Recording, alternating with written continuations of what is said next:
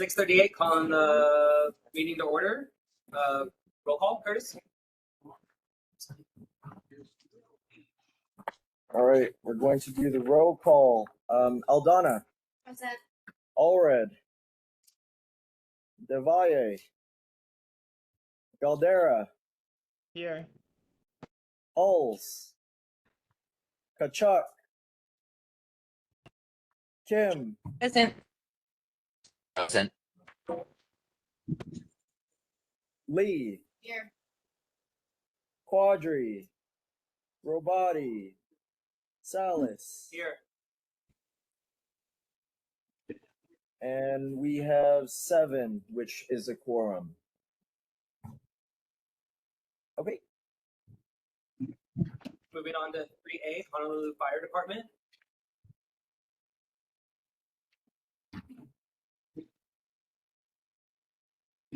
Doesn't look like they're present, Okay. but police is on. 3B, District 1, Honolulu Police Department. Good evening, Chair Robati, members, and everyone in attendance. Lieutenant Arnold Sabusi representing the Honolulu Police Department, District 1 Community of Responsibility. Thank you guys for your guys' time and patience. I'm just going to get right into the statistics for the past month of September. So the motor vehicles for September thefts were 2. The previous month was also 2. Burglaries were 4. They're up from 0 from the previous month. Thefts are 3, down from 11 from the previous. UMVs or car break-ins is 5. Previous was 2. Assaults were 5. Previous month was 0. There were no sex assaults reported in both months, as well as graffiti cases, and 1 drug-related offense was reported in the month of September, and in previous month was 3. Total calls for service for your particular area was 408 compared to the previous month of 422. So they're pretty similar. There are no criminal breaches to report at this time. I just wanted to thank the community's help with regards to calling in about a male firing a pistol in the area of Algeroba and Lokahi Street back on Sunday, September 29th. The caller provided great suspect description and the direction of flight for the suspect. Responding officers located a possible suspect male in the area of Kalakaua Ave, and the adult male was observed in possession of a silver handgun and was immediately detained. Upon investigation, the suspect male did not have a concealed carry license for the firearm. The suspect male was subsequently arrested for place to keep firearm and ammo, as well as other liquor violations. This is a perfect example of better community engagement and cooperation with law enforcement. We encourage callers to stay on the line and provide us as much information as possible. And finally, meet with officers to provide a statement to aid in the prosecution. Yeah. I'm going to go into the safety tip with Halloween coming. The safety tip for October will be food tampering involving candies and treats. We're asking our community members to be very cognizant and diligent in checking their candies and other treats that our keiki are going to be getting that evening. HPD has a procedural info notice in place for all officers on how to handle these situations and the notifications that need to be made. All officers that are called to these types of cases will make further attempts to determine where the tampered food came from. However, I think the best cure is prevention. Please check the packaging and wrappers. If compromised, please discard. Only go to trusted neighbors, friends, and family when trick-or-treating. And some shopping centers will be also handing out candies, but please leave nothing to chance. Let us continue to check these candies and check it twice before consumption. At this time, I'm going to yield back the rest of my time and take any questions from the board members and public attendees in regards to all locations west of Hau'oli Street. Officer, it's your Vice Chair, Chris Salas, let's do it immediately. Just to let you know.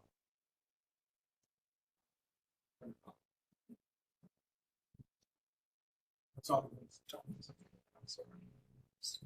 Any questions from the public? Any questions online? Yes. Thank you, officer. Do you hear me? Joanne? Yeah. Can you hear me?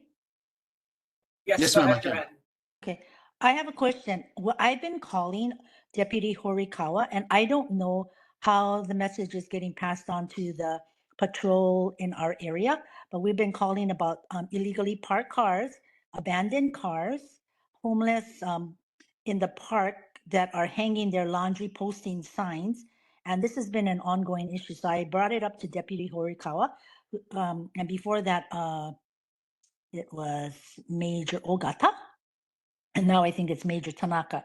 You know, we constantly having changes in our police, well, I guess you would say the upper status of the police department there. Like they're moving them around. Like Ogata was really good. And he did a lot to try to get our neighborhood more in sync with the law, but then he moved to Waikiki. And so now we have Major Tanaka, not Major Tanaka, but I don't know, I didn't feel like he was that engaged. So I talked to Deputy Horikawa. How are you guys getting the message as far as, you know, what we in the neighborhood are saying as far as what we see and what is being done with our voice? Because I feel like I'm just calling and I'm not there right now. I'm actually in Texas, but I have eyes for me there that look and see and tell me what's going on. So they're saying there's a lot of illegally parked cars. The Mōʻiliʻili baseball field is still looking the same with the homeless, you know, hanging their laundry. There's not a laundromat there. And I think that if we have laws, they always say, oh yeah, the ACLU with the homeless and protects them. So, okay, fine. And just because you're homeless doesn't mean that you have the right to break the law. So there's two issues. Homeless is not a crime, but breaking the law is. And so we've been going on with this for so long. Like if we break the law, we have to pay. If they break the law, I don't know, they seem to be getting away with it. And where do you draw the line where you say this is enough? Because when they do all these things and people are parking on the sidewalk, it affects other people who are following the law. So it almost seems that we're being ignored as far as these cars and these homeless issues, and it's been going on way too long. I bring this up every meeting, and I'm getting tired of bringing it up, but I don't think that I should have to stop because if I have to follow the law, everybody else should do too. And if we have laws, they should be enforced because then why have laws? Joanne, you know, I'm going to defer that to the District 7 contingency, Lieutenant Nishimura. He's standing by to answer those questions because of those particular areas that you mentioned. We're District 1, so anything west of Hau'oli Street, I can answer for. Yeah, but District 1 is the same too. So District 1 and District 7 have the same issue. You're the Kalakaua side, right? Absolutely, yes. Yeah, so if you look from there on, it's pretty bad. Even before that, it's pretty bad. They're in the parks, on the sidewalk. But Joanne, in regards to the homeless, we continuously address those situations every day. Major Okimoro has an initiative going on at this point in time where he's picking particular locations where we address. We take our SPOs and SNOs to those locations. We address those situations. But just like I was saying, and my predecessors also said, that homelessness is just not only a law enforcement issue. Yeah, it's a social issue. Yeah. So there's a lot of things going on in regards to the homeless situation. So yes, we do take care of the law enforcement portion, but how much of that is going to get them into shelter? So we will continue to do those SPOs and cleanups, address the homeless situations, you know, But what I'm trying to point at if is necessary. And you know what I mean? But it's more than just a law enforcement issue. It's a social issue. Yeah. But what I'm saying is, yeah, the social issue aspect of them not having a home, yeah, trying to deal with that issue. But a lot of it is drug addiction and other things. But then they are also breaking the law because they are stealing a lot too from stores and people's residence, and so that's breaking the law. So what I'm saying is, if you have a law and you're breaking the law, don't you go to jail? Yes, we do. So we cite, we also have arrested a lot of residentially challenged people in regards to thefts in the area. Now, what happens after that when we send the cases to the courts and the prosecutors is something totally different. Yeah, we're the guys on the ground. Yeah, so you might want to ask the prosecutors to come to these meetings, or even somebody from the judiciary to explain those portions. Yeah, I wish they would. I wish they would also. Okay. Any other questions online? Thank you, officer. Yeah, thank you. You guys have a great night. District 7. Hi, good evening, Lieutenant Nishimura from District 7, East Honolulu. The following are the monthly statistics. Motor vehicle theft was 16, burglary 10, theft 13, and UEMV, we had 18 incidents of that, with total calls for service in the district 6,119. And our safety tip for the month, I'm going to join in with District 1, Lieutenant Segusio, for with regards to Halloween safety. And I'd just like to add on, please, those who will be trick-or-treating, to have brightly colored costumes so they can be easily seen in the dark, to have a flashlight, also have a parent or adult guardian to keep them safe, and to please stay on the sidewalks and out of the roadways to avoid any type of accidents. And that's our report for the month. And with regards to Joanne's question, we are receiving the complaints from the office, from our supervisors, the chiefs, and we're trying to address it as best we can. We are aware of the ongoing parking issues, and so we're trying to follow up as best we can with that, as well as the homeless issues in the area of Mōʻiliʻili. Our projects are continuing, and our patrol officers are trying to follow up with the homeless there. There's certain procedures that we need to follow and practices that we need to follow according to the law, so we try to do that. If there is a specific complaint that you might have, then you can please call 911 and meet with an officer. The officer can follow up with you on what that specific complaint is, and then go from there and address it. Question. Joanne, can you wait 1 second? Any questions from the board? Morgan? Hi, Lieutenant. I have two questions for you. The first one is I was wondering if you could give more context about the 16 vehicles that were reported stolen. And second of all, I was coming off the freeway the other day at Bingham, and this was on Saturday afternoon, and I saw that, I believe it was like King and Eisenberg or Houston was all blocked off, and I was wondering if you could explain what happened there. For King and Eisenberg, I'm not sure what the details are. It may have been an accident. Oops, sorry, I can try and follow up with that. With regards to the thefts, the motor vehicle thefts, those we have seen a spike recently with mopeds in the UH area. So we're having our officers focus on that and try to pinpoint those who are committing the offenses. We have an idea of who they might be, just a matter now of just us following up on that and putting the cases together, and having a good investigation so we can make the arrest and follow up with that. What do you generally recommend as safety tips for people who have mopeds when it comes to parking and storing their mopeds? Yeah, with regards to the mopeds, the best thing is to have it in a well lit area, someplace that would be relatively safe. So for example, not behind or in the corner of a building. Usually most buildings will have an area designated for mopeds. So that would be the place that I would highly advise them to park it, first of all. Second, to have a really good lock or some way to secure it.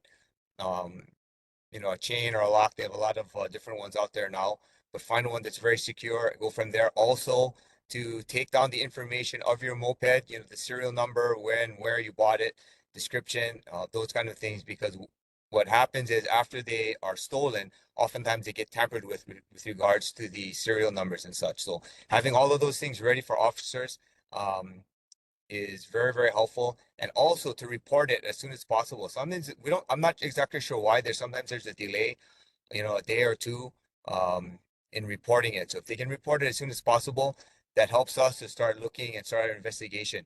Which especially helpful is the security footage that we find, and then our officers, of course, try to do as much enforcement as they can in the area, and hitting the different hotspots.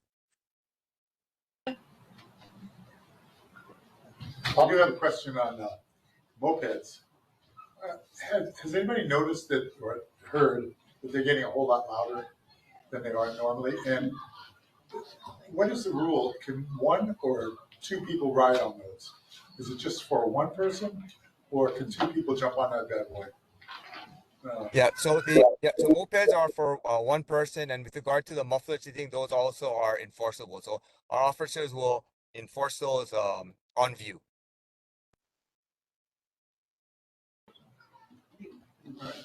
On that note, I'm a dedicated bicyclist, commuter bicyclist for the last 25 years. I sit on the Mayor's Advisory Committee on Bicycling. I notice mopeds, especially when they're on the King Street cycle track that I helped initiate 7 years ago. And I don't think they should be. But have you officers noticed the difference between a 2-stroke and a 4-stroke, and how 2-strokes are louder and pollute more? And neither of those riders on either 2-strokes or 4-strokes have any regulations as far as footwear, headwear, or any kind of visible clothing, like a fluorescent vest or something. Are there any stipulations that you give to moped riders, especially 2-strokes and then 4-stroke engines? Yeah, we right now we just follow what the laws established with regards to the moped riders. So as far as safety equipment, there isn't anything specifically down for safety equipment, and as far as the different engine types, we just go by whatever the classification is for the moped and the scooter. So we're looking at how fast they go, and that's usually about 40 miles an hour or so ish. As Mr. Pradi to ask you, the noise pollution and the exhaust. Are there any laws against mopeds, noise and air pollution that you know of?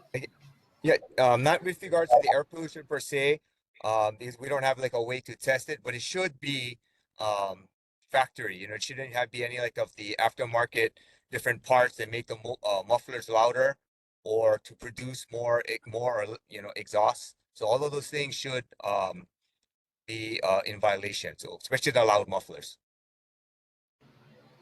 Thank you. Any other questions in person?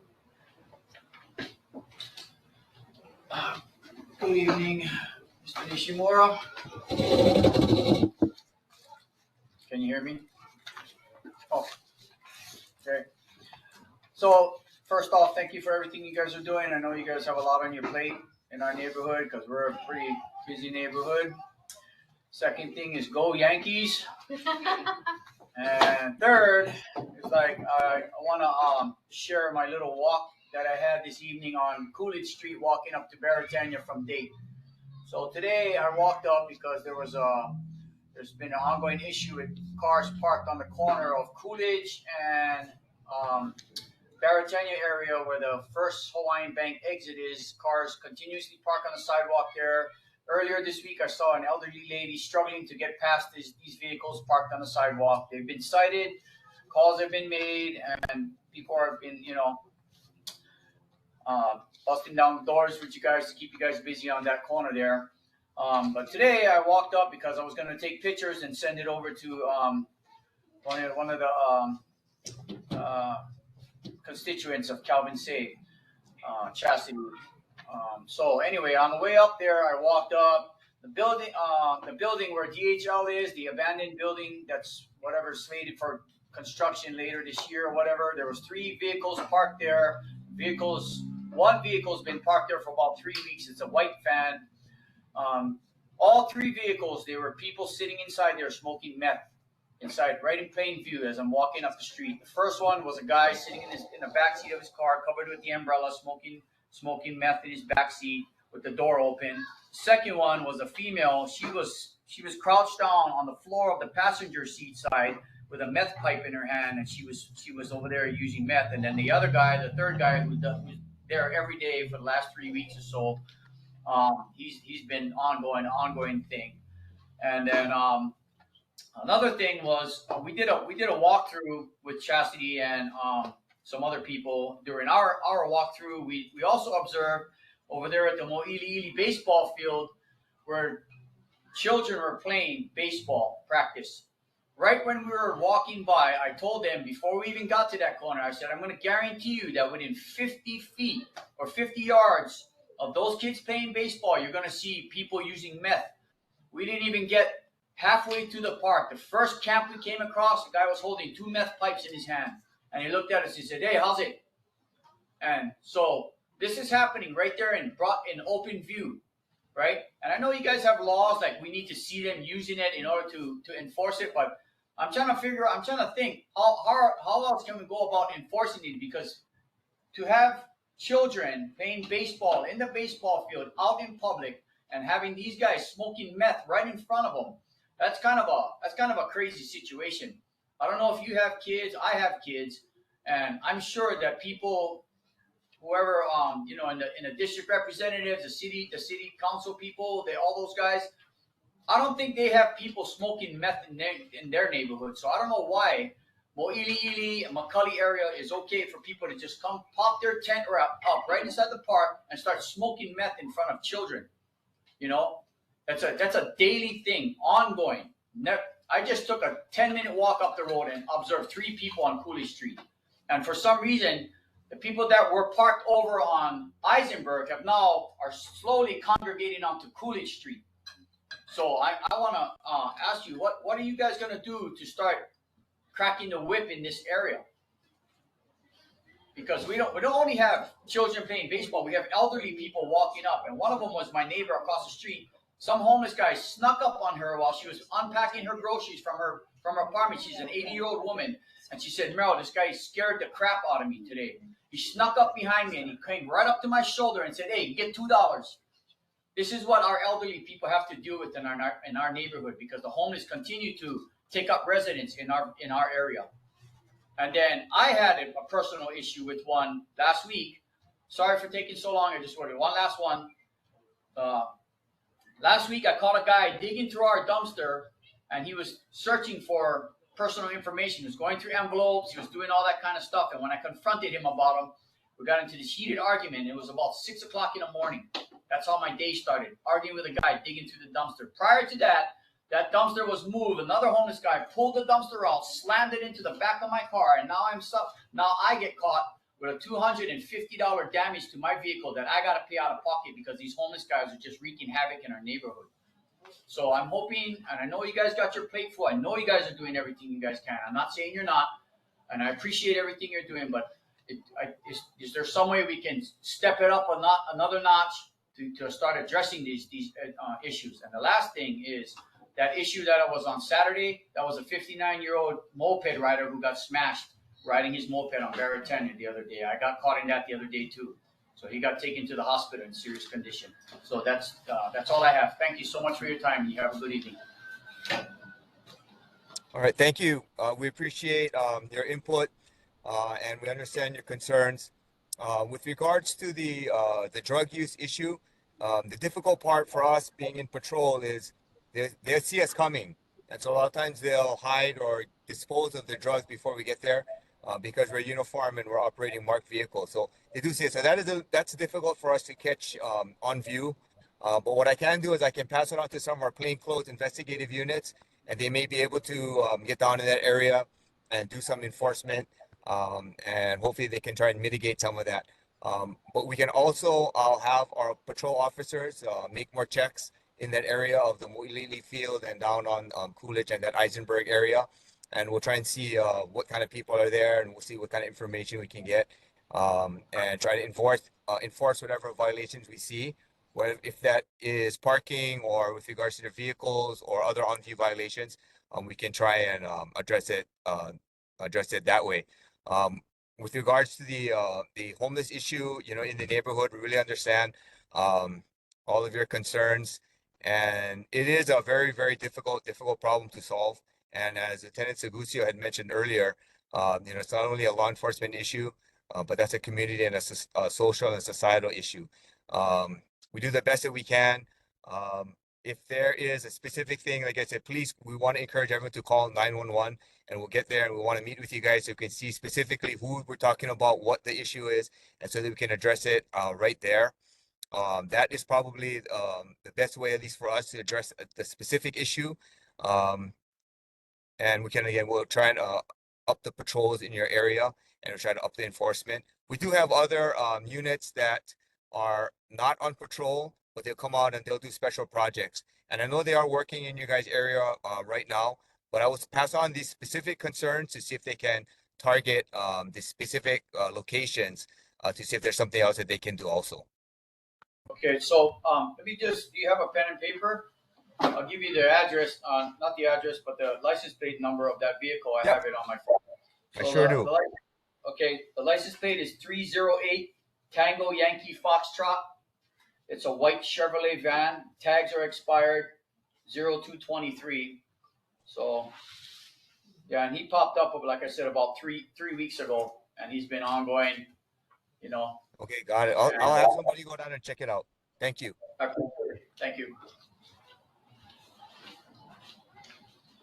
I just had another question. I realized that that shooting that happened at Kahlo Place happened in between the past neighborhood board meeting and this meeting, and I was wondering if you guys had arrested the shooter and what the status of that case was.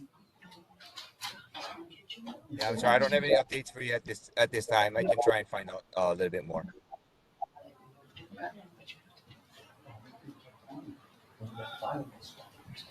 Any other questions in person? Questions online? Joanne? Hold on. So I have a comment and then also some maybe constructive advice that I could give you. First of all, maybe it's for the board. Why don't you ask the prosecutor? Because I saw the prosecutor going to Waianae, and I think they were at Kailua, if I'm not mistaken. I watched some of the board meetings of other districts, and the prosecutor was, I think, in Waianae, and I don't know if it was at Kailua, but I saw him somewhere. So I'm pretty sure he can come to ours, as well as our representative. We'll have a new one. Ikaika Odes will be starting in November. Then city and county council person will be, unfortunately, Scott Nishimoto, who has been the representative for the state before. You know, it has to come down to making the laws, stricter laws. Then the prosecution, of course, the police will arrest these people, but it has to be, if all three don't work together, we're just going to keep calling and calling and calling, getting the same answers. I live in Texas part-time. I'm not here that long this time, but I've been observing, and I went around and I got talked to some police. How come I don't see tents at the parks here? I've been to several parks. I don't see tents. I even see soap in the bathroom and paper towels, and I can actually go into the toilet and not be afraid in Texas. And this is not like going to Kahala. So there must be some issue. Some way that the police are enforcing it here that we're not doing that in Hawaii. But they said that's against the law, and that is against the law. They put a tent on the sidewalk. That's what I'm trying to get across to you guys over and over. That sidewalk belongs to all of us. It's not a place to live. So when you allow them to stay there, what happens to the ordinary law-abiding citizens, us?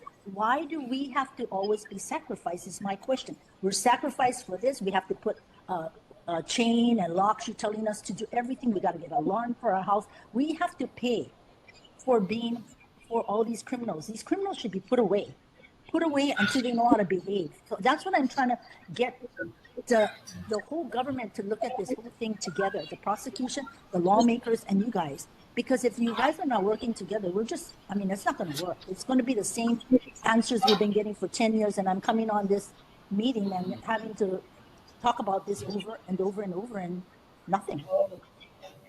Thank you. Is that a difference between a democratic country, democratic state, and a Republican state? I don't know. I don't want to think that way, but I'm almost feeling, are they more strict here and less strict in Hawaii? Like what we have the Aloha Spirit for homeless people. Yeah, I feel sorry for some of them that work hard and then they became homeless, but those are the ones that try. There are many out there who are taking drugs. They're stealing. Why would I feel sorry for people like that? Because they're stealing from us. You're running out of time. Do you have a question?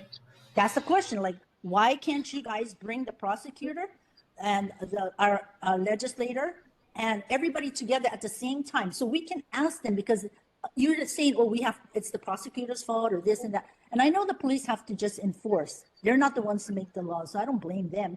But then we need to have stricter laws where the police cannot enforce it. Joanne, thank you. So what's the answer? Are you going to get some people to come together to this meeting so we can actually have a discussion and find a solution? Yes. Because I don't want to waste my time coming to these meetings with no results. Your time's up. There's no time up. This is an important issue. You've been talking for 3 minutes and 40 seconds. You're done. Yes. We're moving on to water and water supply. Well, put note and then write something up so that we can do this. Thank you, Joanne. Water and water supply. Or any other? Can you turn on the fan? No water and water supply? Any other questions for? I don't see any other hands up online. That's fair.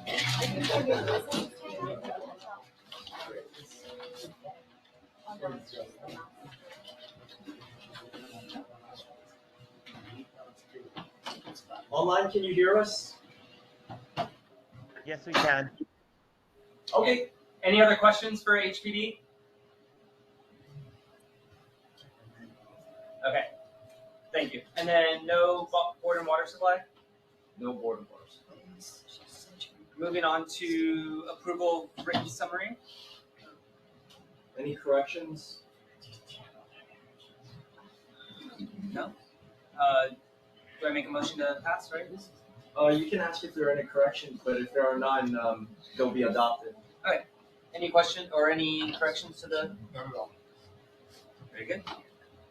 Are there any people interested for serving on the board? We were supposed to have one, but I don't know what happened. He's there. Daryl. There you go. I'm here. Hi. There you go. Hello, Daryl. You're interested in serving on the board? Yeah, I'm interested in serving. But the thing is, I can't be there in person at the meetings. I emails a lot of you folks my concern. So if I have to be there, then I don't want to be on the board if I have to be there in person. I have a concern with my spouse. No need. Okay. Yeah. You can join remotely. He can, but he's got to come in and. Yeah, I believe Curtis needs to verify He's your. verified? he's verified. He's verified. Cool. Is there a Do nomination, we? or there needs to be a nomination from the board? Yeah. Or, Do we? just say I nominate Daryl Young. I nominate Daryl Young for the board. Okay, no second needed. And I'll then second it. does he give a speech and then take questions? Did the question. That's not necessary. The board can vote in it, or it's up to you, Commissioner. Does anyone have any questions for Daryl? Just give us a little background, like these guys. I have a question. Daryl, do you mind introducing yourself to us, please? I'm sorry I've not had the pleasure of meeting you. Okay. Can you see me on video? Yes. Okay. Great. Okay. I'm retired. I used to work for Aloha Airlines until it closed down.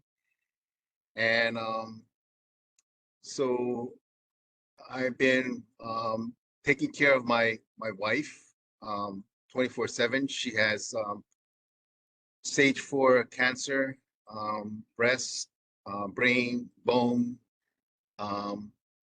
and so she can hardly walk, and so I'm caring for her, and it's a different change in my life.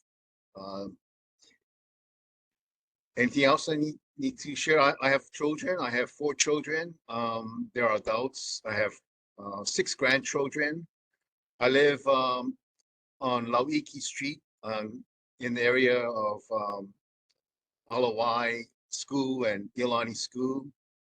I used to be on the Hawaii PTSA. I was a president for about 10 to 15 years as a president for the PTSA until Ms. Dabuska started to want to stop having PTSA. So I attend New Life Church. I'm a Christian. And anything else? That's great. Sure. Any question? Daryl, thank you for your interest. I'm a neighbor of yours. I live a couple, I don't know, apartments down. I'm just curious. Yeah, because I think it's like Luella who moved, and then Judy, and then me. Yeah, I'm right next to Judy. I live right next to Judy. I'm sure that I've seen your car. Anyway, and I'll say hi sometime because we're so close. Anyway, I just was wondering if you could share. It sounds like you've been in the neighborhood a long time. If there's anything that you're particularly interested in, it sounds like you have an education tie. But anything else that you'd want to connect with or get excited about when it comes to board issues?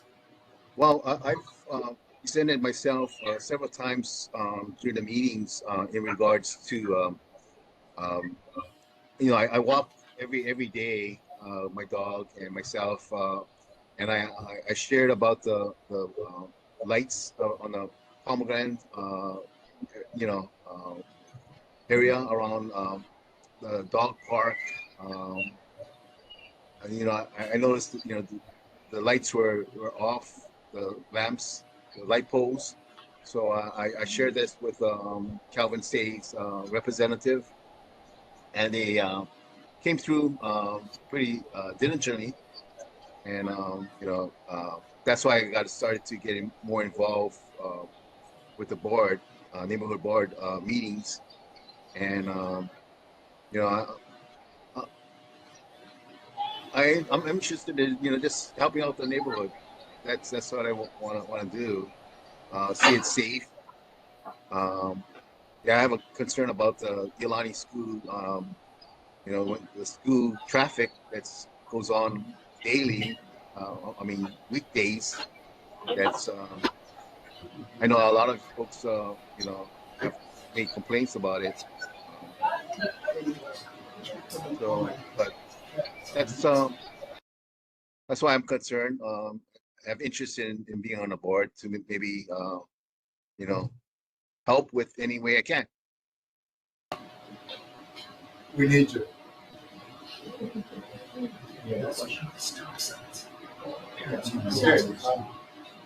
you, Daryl. Okay. So we do a roll call vote. Oh, are you calling a roll? Yeah, we'll do a roll call vote. Okay, if you could please state Daryl Young. If you're a board member, please state Daryl Young's I have name. a question. Are you looking at the people who are online? No fair. No. Are you looking at the hands raised online? No. Go ahead, Joanne. What's your question? To Daryl, I'm sorry to hear about your wife, first of all, and I wanted to know, given the circumstance, do you think you have the time or the energy to be on the board to, this board needs a lot of help, honestly. If you look at the people who attend, it's not that very many people, and even the representatives aren't showing up. How can you make it better? What would you do to enhance this board and the problems we have? How can you be a benefit to solve a lot of the issues that we have? That's a big question you're asking, Joanne.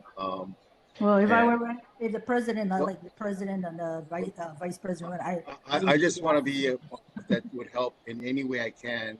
And in regards to my time, I know it's just once a month, right, for the meetings. No, but my question is like, my thing is that how can you? My thing. Let me answer your question that you asked me, Joanne. The thing is that my first concern is that I can't be present at the meeting at McCully District Park. I have to be here, and if the board doesn't want me be online doing the Zoom, which I can be on Zoom every month at 6:30, then if I have to be in person, then I decline that. I don't want to be on the board. Well, no, that's not my question. Okay. I'm like, besides being on the board, you can do things, not when we're having a meeting, but outside of Sure, this. sure. Like So like, what could you do? I'm also with the Alawai Mauka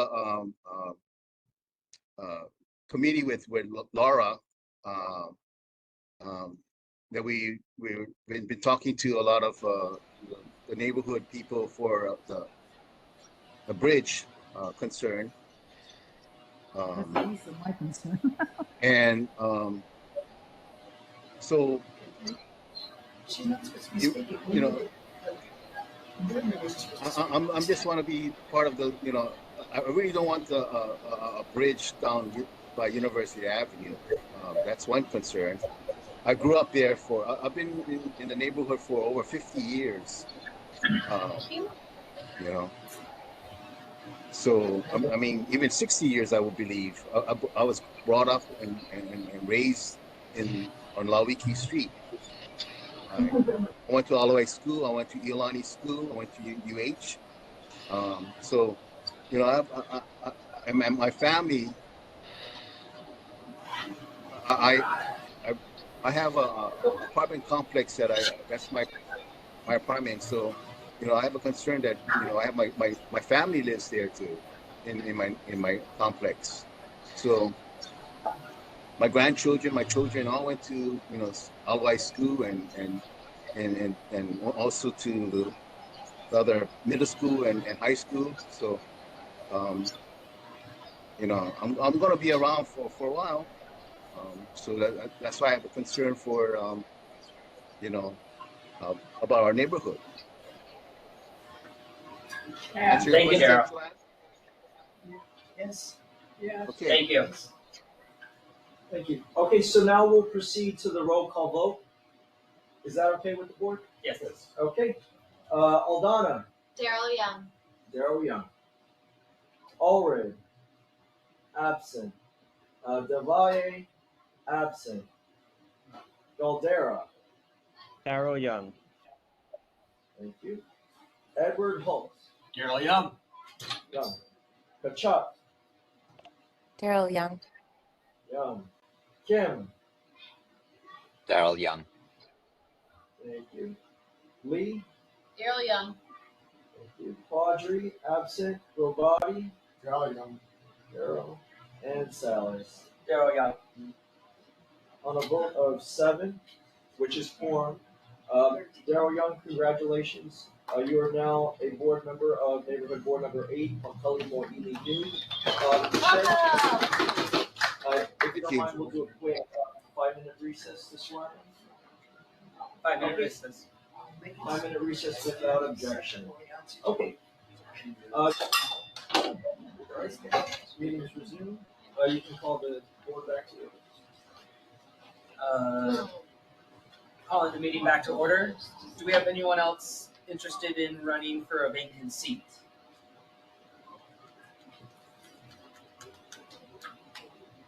Seeing none, moving on to the election of board chair. Nominations. And you can nominate yourself. I nominate Morgan Lee for chair. Okay.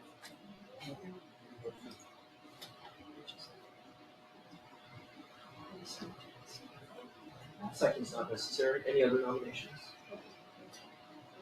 I nominate Paul Lavalley. That was my nomination. Okay. And we'll go straight into the voting. Okay, just for clarification, do you need 7 votes? All right. Let's speak Do we for have to that. ask the question of these board people? No. No. I have a question. Is there any way to mute her? Yes, please. Out of order. She's very disruptive. I'm just asking if I have. And the answer is no. No. You can't just. Thank you for your RG. question.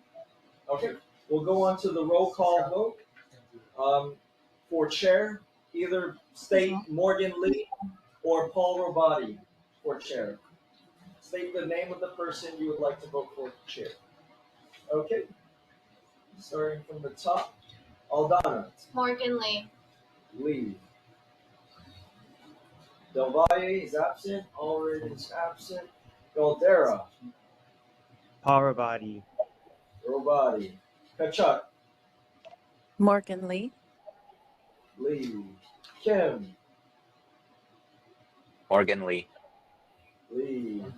Lee. Morgan Lee. Lee. Quadri is absent. Salas. Lee. Lee. Holmes. Paul Robati. Robati. Robati. Robati. And our newest member, Daryl Young. Can I sustain? I don't know any of them really. You can abstain. Okay, so on a vote of 5 for Lee, 3 for Robati, and 1 abstention, no chair has been elected. Moving on to election of board secretary. Any nominations? And member Milton DeValle could not make it tonight, but he is interested in being the board secretary, and he expressed that at the last meeting. So the board can nominate him, even though he's absent. All right, Robati nominates the Milton DeValle. Yes. Okay. Any other nominations? Curtis, can Seeing you explain how we can vote for people who aren't physically here? he's still on the board. He's on the board. I'm just surprised. But I mean, if there are any other nominations, otherwise the seat He's good now. will be vacant. But I can check on that. But to my knowledge, he's on the board. Whereas, you know, if a member of the public wanted to be a part of the board but didn't show up, like let's say if Daryl did not show up today, the board can't proceed with it. Okay. But since Milton's already on the board, I believe it is permissible. And he needs 7 votes. Yeah. 7 votes, yes. All right. We'll do the vote again. Because sorry, it's procedure and part of the neighborhood plan. Just please state Milton DeValle if you'd like Milton to be your board secretary, or you can abstain. Okay. Aldana. Abstain. Abstain. DeValle is absent. Galdera. Milton. Milton. DeValle. Okay. Kachuk. Milton DeValle. Milton DeValle. Kim. Milton Del Valle. Thank you. Lee. Milton Valle. Milton. Quadri is absent. Salas. DeValle. DeValle. Edward Holtz. Milton DeValle. Milton. Robati. Milton. Milton. And Young. Daryl Young. Abstain. Abstain. Okay. On a vote of 7 for Milton and 2 abstentions, Milton DeValle is your new board secretary. Thank you.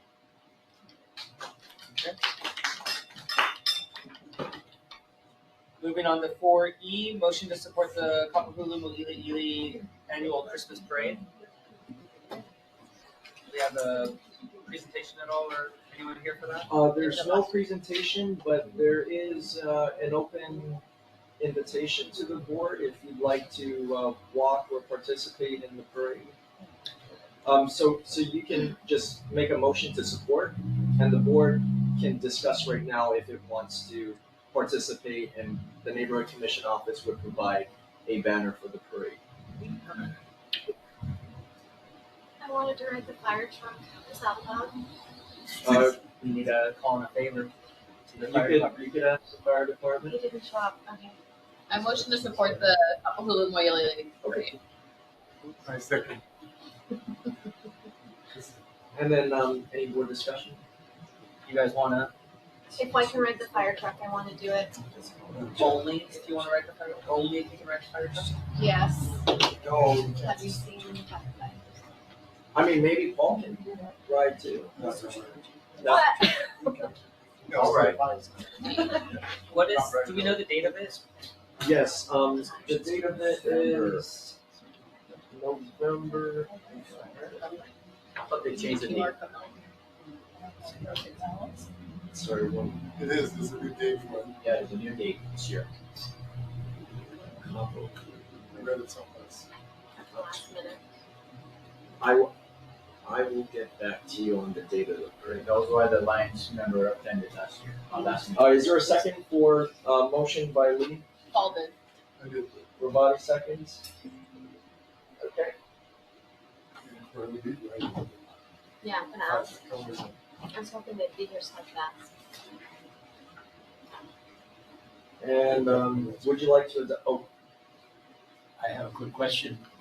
Is my associate's comment, I know she speaks facetiously, but should it be taken seriously that her vote hinges on whether or not she gets to ride on a fire engine? It sounds a little bit sophomoric.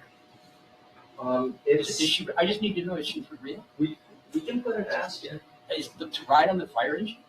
If Honolulu Is Fire the condition that she'll vote for the banner board to be up for the being in the parade? She can vote either way.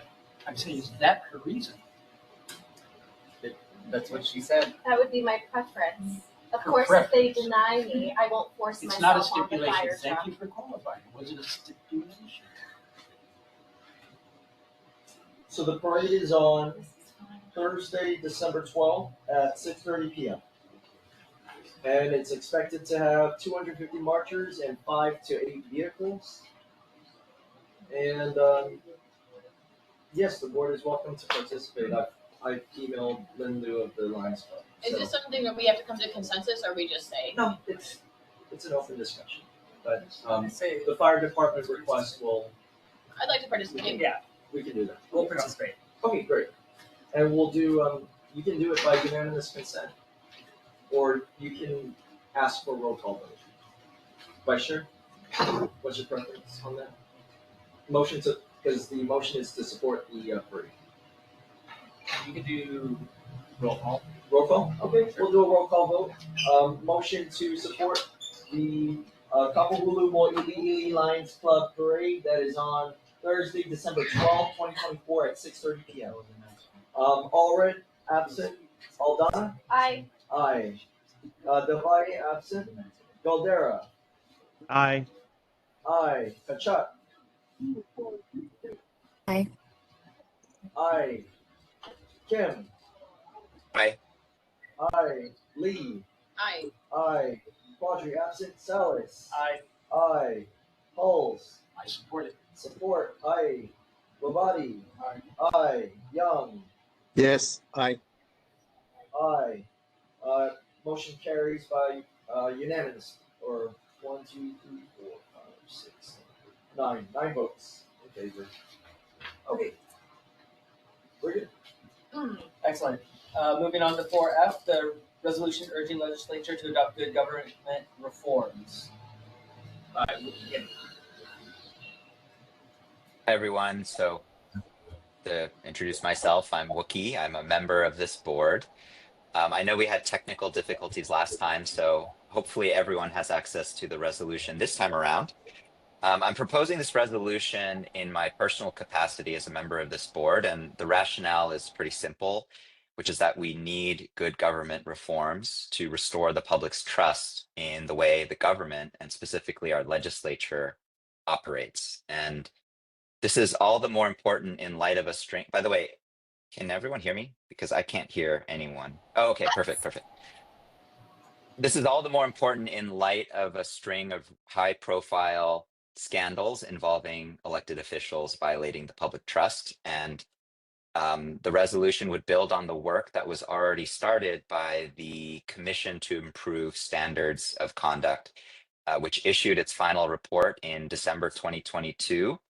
And that commission report made a whole bunch of recommendations, some of which were sort of made, but some of which weren't. And so this resolution essentially asks the legislature to make a variety of changes that essentially make our government work better. So I'm not going to summarize everything, and I'm happy to discuss or what have you. But, you know, the point is, this is a start. I think our board needs to take steps to put pressure on those who have the power to implement reforms that will make our process of governing better, more transparent, and more accountable. So thank you. And I don't know, do I need to read the resolution, or do we need to have a discussion first? No need to read. Okay. We got a question. My first question is your name really Wookie? It's my nickname. I don't really use my legal name, so yeah, I guess so. Well, my legal name is Jung Wook, but I go by Wookie. Yeah. Okay, got it. And then may I call you Wookie? Yeah, of course. It sounds like a Star Wars character. Wookie, I wanted to know, can you name any of those people that you think are the puppeteers? What do you mean by puppeteers?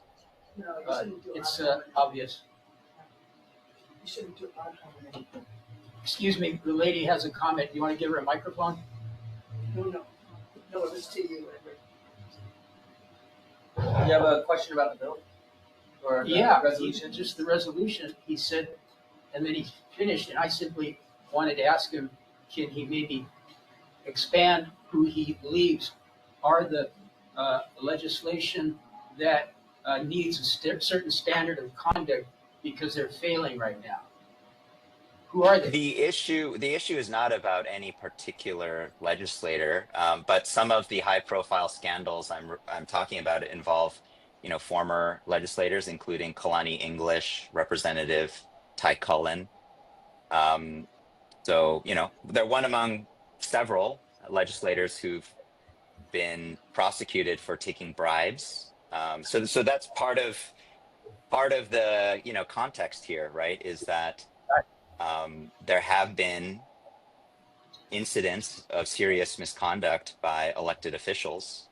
Now, this resolution proposes changes that aren't about necessarily preventing bribery or what have you, but they're about promoting transparency and making the legislative process more open to the public.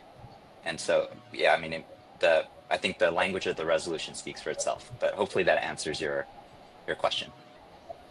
It does, but it doesn't. Wiki, I'll read it in its the way you presented it, and I'll know better. And I just thought that if you are going to be a real whistleblower, like a Snowden or somebody, that you would not have fear or any recall to not mention. But you did mention some names, but they're all history. They're all historical. Those names that you just did mention. Okay, thanks.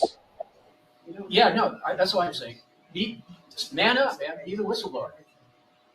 I don't understand what you mean. I'm not intending to be a whistleblower here. So yeah. Wookie, I was just wondering, you have 5 different things under the be it resolved, and I know some of them are kind of, how do I say this, like inside baseball as far as like how legislation works. Can you identify one of them and just kind of unpack a little bit more how, if that gets changed, other things will kind of change around it? Sure. So let's see. The first example, right? Just making testimony immediately available for public review. That's just going to be able to promote public participation, and it prevents kind of gamesmanship around kind of last minute testimony that gets considered by the committee, but isn't necessarily available to the public at the time that the committee has it, right? So that's just one example.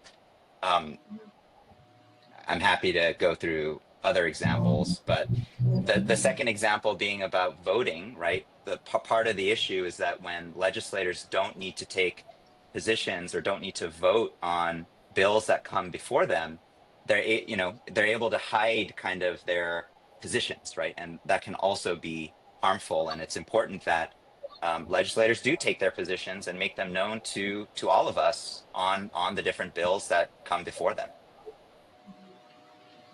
No, So yeah, there are a whole bunch, obviously, that are in this resolution. We could have endless debates about the merits and the amendment to the language. So open to having that, but I think I tried to pick a few that I think are important and relatively, maybe not as controversial as some others, but it sounds like there might already be some disagreement. I appreciate you going through them because I went to an agriculture meeting earlier this year, and a number of the advocates there just talked about how many bills they had tried to introduce that just died and didn't go anywhere. So I'm eager to see more accountability about that. Any other questions? Any questions online? Question. Go ahead. Oh, you're not gonna say my name? Anyway, Wookie, I don't know your resolution. How do I get it? Because I haven't read it. I believe the link is on the agenda itself this time. So it's in the Google Drive. I'm looking at the agenda. It's under 4F. You may have to type it in if you don't have the online agenda. 4F? I don't know how to do this kind of stuff. Is there a way to send it out to us? Oh, share screen. Okay, actually, I'll share my screen. Hold on once. Oh, shoot. And one way that we can get them to be more transparent, why don't instead of the representatives showing, not the representatives, but their assistants showing up, like Representative Nishimoto Taylor is showing up, and for what's hers, Calvin State, Cassidy, why can't they show up? Why can't our representatives themselves show up so that we can make them accountable for what they're doing? Because we don't get it firsthand. It always goes like, okay, we got to go back and we'll ask them, and then the next meeting takes forever to get anything answered. So why can't they come to the board meetings? Joanne, do you have a question about the resolution? This is in regards to the resolution, and we can get answers from our board members, our representatives, then maybe that's the way we can get them to be transparent to us. Thank you, Joanne. Who are you anyway? Who am I talking to? You're talking to Chris Solis. Vice Chair. Chris Thomas. Who's Chris Thomas? Are you the chair now? No, we have no chair right now. I'm vice chair. And Joanne, I just pasted the link to the text of the resolution in the chat, so you should be able to just click on it. Yeah, I'm not one of those computer savvy people, so. Yeah. Let's move on to vote. I'll look for it. I motion to vote on the resolution. Or your motion to vote? Okay. I second. Second? Okay. Second by Morgan. Okay. All right, so voting on the resolution now. This is the resolution urging the legislature to adopt good government reforms. Allred, absent. Aldana. Aye. Aye. Del Valle, absent. Valdera. Aye. Aye. Kachuk. Aye. Aye. Kim. Aye. Aye. Lee. Aye. Aye. Quadri, absent. Salas. Aye. Aye. Hulls. Abstain. Abstain. Robati. Aye. Aye. And Young. Aye. Aye. On a vote of 8 ayes, 0 noes, and 1 abstention, the resolution passes. And it is adopted. Thank you, Wookie. Okay. Thank you all. Sorry. Thank you all. Thank you, Wookie. Arthur will be at next month's meeting. Couldn't make it tonight. Okay. So it's deferred.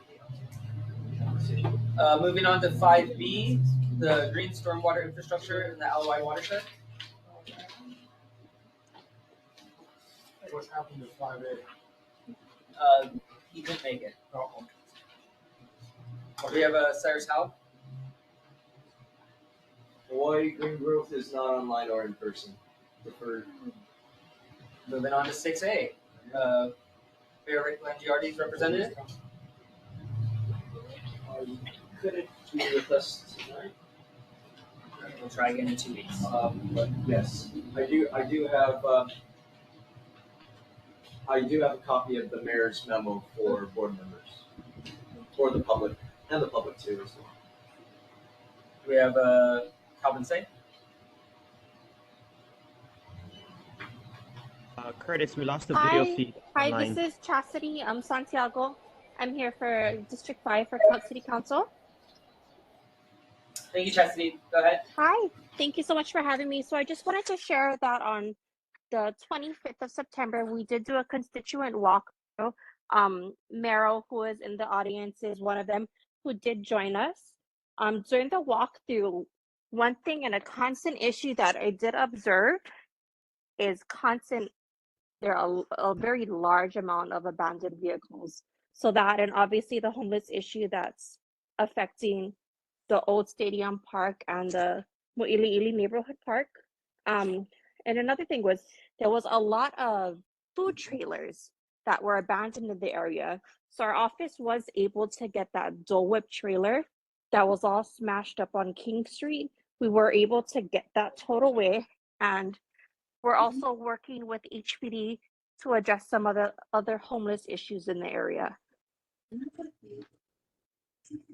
Another thing that we have been receiving some questions about are the parking meters that are being installed in Eisenberg. So I just wanted to elaborate a little bit on that. So the parking meters are being installed due to multiple constituent concerns that were put into Ann Kobayashi's office back in 2016. So in August 2017, sorry, my voice is cracking a little. In August of 2017, the Department of Transportation Services did a parking study of the area. So they conducted that from August to December, and they found that there was a lot of vehicles being parked over long periods of times. So in their studies, they decided to install the parking meters. December 2017, a letter was sent to the neighborhood board at that time, which notified them of the parking meters being installed, and no neighborhood board action was taken. So just wanted to elaborate because I know we've been having a lot of constituent calls about that. And then I'm here to take any additional questions, comments, or concerns. I have a quick question. What's the best way to report an abandoned vehicle? Is it the 311 app? Yep, so you can do it directly through the 311 app, or if you want to give our office a call. Unfortunately, that department knows me very well. I send them a request for investigation services report, and I pretty much call them daily until it's addressed. Thank you. Any questions from the board? I have a question, Chastity. You said that in December of 2017, a letter was sent to this board, but I didn't catch what you said after that. No action was taken when that letter was sent? So when that letter was,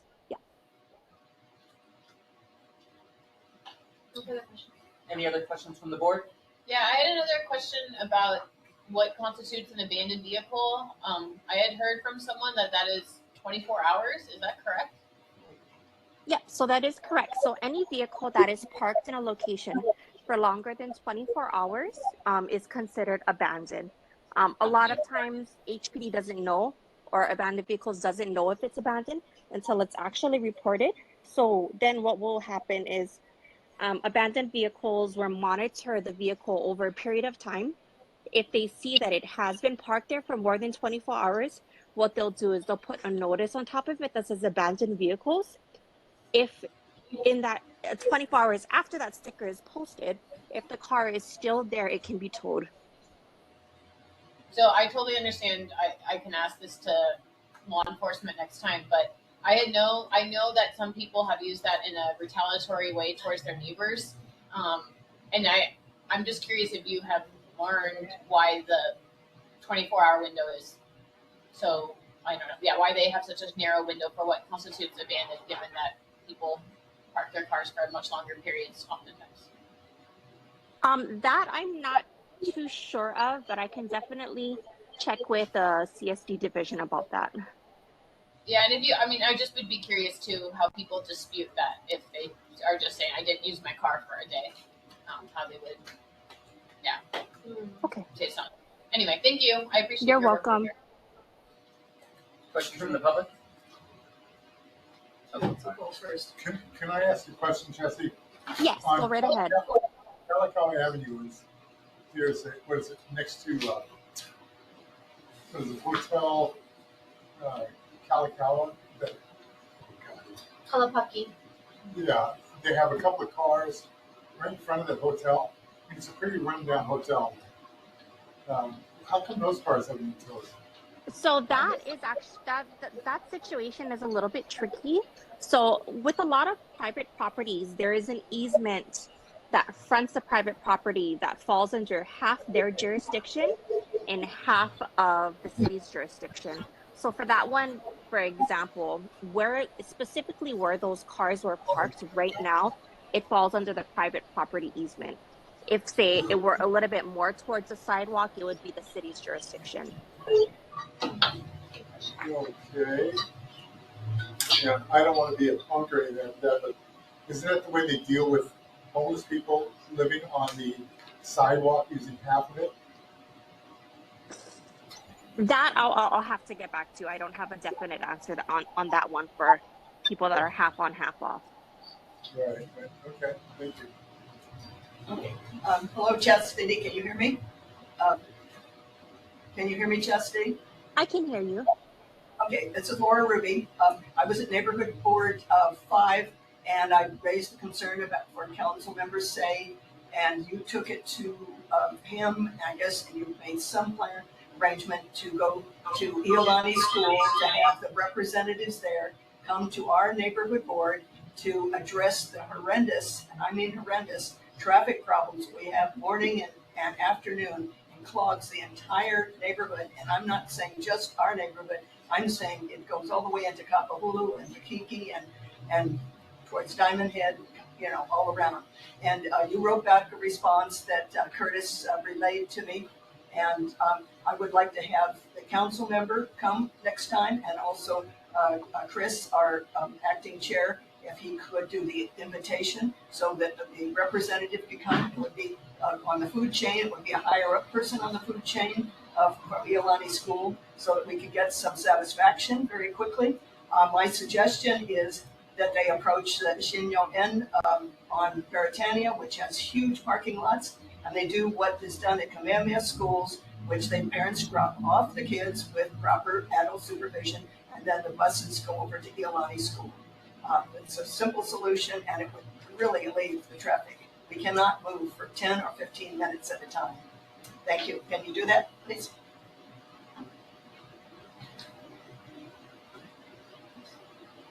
Really? Yes. Yes. You can. You will make it happen. So as far as council, we don't control what's on the neighborhood board agenda. I have given our contact information to, I believe, Paul and Curtis. So it's up to the board who you folks choose to have speak. So council, you know, Iolani School is a private entity. More so, if we were to invite or, you know, bring people over, it would be city departments. Well, I'm asking Chris to do the invitation, but I'm asking council member Stay to come because he's our representative and he may have personal sway at the private property of the school. So. Yep. So it is. If it is on the agenda next time, I will relay it to council member. Okay. Okay. Thank you.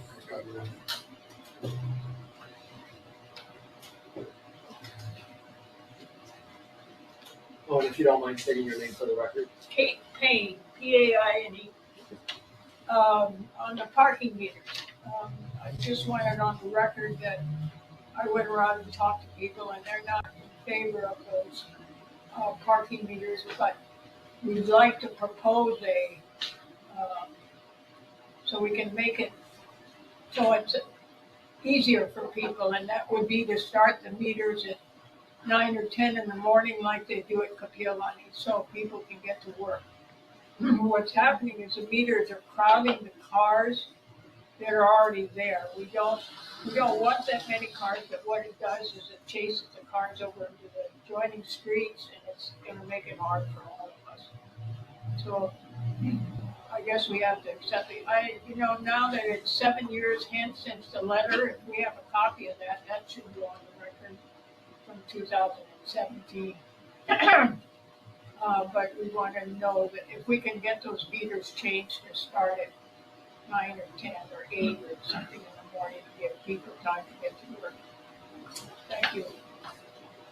Hi, Kate, and then I'll reach out to you offline for those exact times again, and then I can relay your message over to the Department of Transportation Services. Thank you. You're welcome. Hi, my name is Allison Peterson. In regards to those meters again, I didn't hear everything that, oh my God, what she said about the abandoned vehicles. And I was just wondering if there was any other kind of remedy considered at the time as opposed to just putting in meters. Like if we could do something about maybe like doing like an abandoned car notification or something like that instead of doing the extreme of meters. So as of right now, I do apologize. I don't have the answer for that. I would have to take it back and research. The request for the meters was put in prior to our office taking over. It was back with Ann Kobayashi. But I can research that for you and I can get back to you on that. The follow-up question is it written in stone? There's nothing we can do to halt the meters from being installed? From what I know, the meters have been approved. As of right now, it's just a time frame of when it's going to be approved, of when it's going to be installed. I'm sorry. So does that mean it's approved? No. It's approved. It's going to be installed. I mean, you can always reach out to the Department of Transportation Services to voice your concerns, but from what I know, it's pretty set in stone. Okay, thank you very much. You're welcome. Any other questions in person? Questions online? Joanne? Chastity, I called you several weeks ago and I asked you for a plan that you guys are, the plan for our neighborhood, because we have the same old plan over and over. Well, you're putting in those meters. I think that kind of helps, but somebody has to patrol that area to make sure no abandoned cars or just people sitting in the cars are there. So is that going to be an issue? Like, are we going to have more police presence? Because if you put the meter in, then somebody has to check to make sure they're not breaking the law by, just staying there, not paying the meter, or abandoning their car. Where's the police? That's the problem. Because we don't have enough police presence in the parks as it is. So that's why I asked you, did you have a new plan? Did you talk to Calvin Sitt? Did you talk Hi, to Joanne. So as I mentioned to you, City Council does abide by sunshine law. So if there is a plan, it has to be announced to all of council. We are not allowed to do little plans behind the scenes, which is why the sunshine law is there in place. So we are in conversation internally about a plan, but as of now, I can't share that. It has to be a public testimony where everybody can be present and voice their comments. Do you think how long will that plan take? I can't give you a timeline at the moment. I would have to take that back to Calvin. Because he's going to leave shortly, right? He is going to be leaving shortly, correct. And when is his last day? His last day technically is January 2nd at 12 p.m.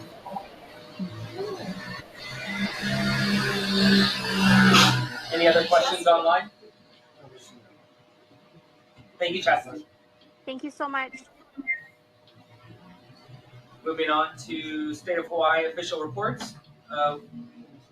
Governor Josh Green's representative. Good evening. My name is Matt Devanch. I'm the governor's representative. I did not have any follow-ups from the last meeting, except that a board member had asked for a presentation on unemployment insurance from the Department of Labor and Industrial Relations. That was on the October agenda, but unfortunately, Mr. Barba could not make this rescheduled meeting. He will be at the next meeting in November. And the only other update that I had is that this meeting will be my last meeting as the governor's representative. Online is my replacement. His name is Brooks Bear, and he can put on his camera. And you may recognize him and you may recognize his voice from the news, but he is the public information officer for the Department of Law Enforcement, and he will be the new governor's representative going forward. Say hi, Brooks. Hello, everybody. Matt, thank you very much for the introduction. I appreciate it. I hope you folks can hear me all right. Yes, Brooks is the first name. I have just moved over to the Hawaii Department of Law Enforcement. As you know, that is a brand new state department. I've been there for 3 or 4 weeks, and I've been assigned to the McCully Mōʻiliʻili Neighborhood Board. And so I'm looking forward to working with all of you in the coming weeks and months. Even New York Yankee fans, as a Red Sox fan, I'm even happy to work with the New York Yankee fans. So looking forward to it. And if you have any questions today that you would like answered next time, I'm the guy to give them to because Matt will not be here next time. Thanks, Brooks. Go Yankees. Brooks, can you say more about the department that you're working for? I agree, yeah. Yeah, so the Department of Law Enforcement is a brand new department. You might remember that there was a Department of Public Safety, and the Department of Public Safety handled the correction side, the prisons and the jails, but they also had some law enforcement responsibilities. Mostly what is most visible to people are the sheriffs, the sheriff and the deputy sheriffs. And so at the beginning of this year, the Department of Public Safety split. There is now a Department of Corrections and Rehabilitation. There is also a Department of Law Enforcement. So there's a prison side, you know, Halava Correctional Facility, OCCC, that kind of thing, statewide. And then there is the Department of Law Enforcement. And again, the most visible thing that people know about are our sheriffs, our deputy sheriffs. And they do have jurisdiction statewide. I think it's like 3 miles out into the ocean and 3 miles into the sky or something. But primarily the responsibility of the Department of Law Enforcement is to enforce laws on state property. So sheriffs are responsible for like the Capitol grounds. They are responsible for our harbors. And they also do a lot of things at our courts, at Circuit Court on Punchbowl Street, and District Court on Alakea Street. They do a lot of the inmate transfers to and from, say, OCCC, if someone has a court appearance. They do the courtroom transfers, and they also maintain order at the courthouses where they have a presence in the courtrooms as well. So they escort the defendants to and from the courtroom, that kind of thing, and also maintain a presence down there to make sure that everything goes smoothly and there are no problems at the court. So that's a broad overview. We also have some investigators who do some investigations should something happen on state property that requires an investigation. So it's not just the deputy sheriffs, but we do have investigators that look into things. Thank you. Welcome. You're very welcome. I see a hand up. Yes, Brooke Edward Halls, I'm a board member. Brooke, so now a line has been defined. I've been here a number of years, 4 decades. There is a line defined now between sheriffs and deputy sheriffs and HPD. And each one of those works under the auspices or are governed by, or their bosses, Josh Green, the former, and Rick Blangiardi, the latter. And you work for Josh Green now? Yes, ultimately, yes. He's the governor, and I work now for a state department. So my immediate supervisor is the director of the Department of Law Enforcement, who is Director Jordan Lowe, but of course he answers to the governor, Josh Green. And those two areas that you define, harbors and whatnot, they sit within the Honolulu district also. And yet... Yeah, well, but we are statewide. You're statewide. And sheriffs should not interfere with HPD and the inverse. Well, let's hope that they constantly one another. They really should work together and cooperate.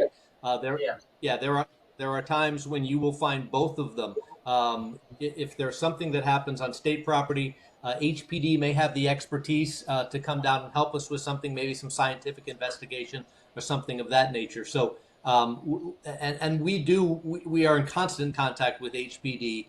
They are not in a silo working alone, and we're not separate from them. We have our own jurisdictions, but we certainly work together with one another. Good, good. Thank you for the question, Edward. Any other questions in person? No question, but a comment. Thank you so much, Matt, for your service and best wishes. And Thank you very much. It's been a pleasure serving for this board. Questions online? Joanne? So I have a question for you because I've been trying to contact the Governor Josh Green. I know I'm not going to be able to talk to him, but I've talked to Paul in your office. I even have to call the Lieutenant Governor. What's wrong with the governor's office? There's no response. Sometimes the voicemail doesn't work. I mean, does anybody have to wait like a year? I asked for a meeting over a year ago, no response. So I thought he said he was going to communicate with the public, but I don't see that happening. Can you explain? I don't know who Paul is, and I don't know who you've spoken to, and I'm not going to make any excuses for the governor's office, nor do I know exactly who you may have spoken to or where emails or phone calls may have gone. But Directly to the governor's office. Yeah, I cannot answer for the governor's office. I do know that if you call me, I will answer and talk to you, as I have done at a previous job, actually, Joanne. What's your phone number? That's a good question. I'm that new, but I can give it to you. Hold on a second.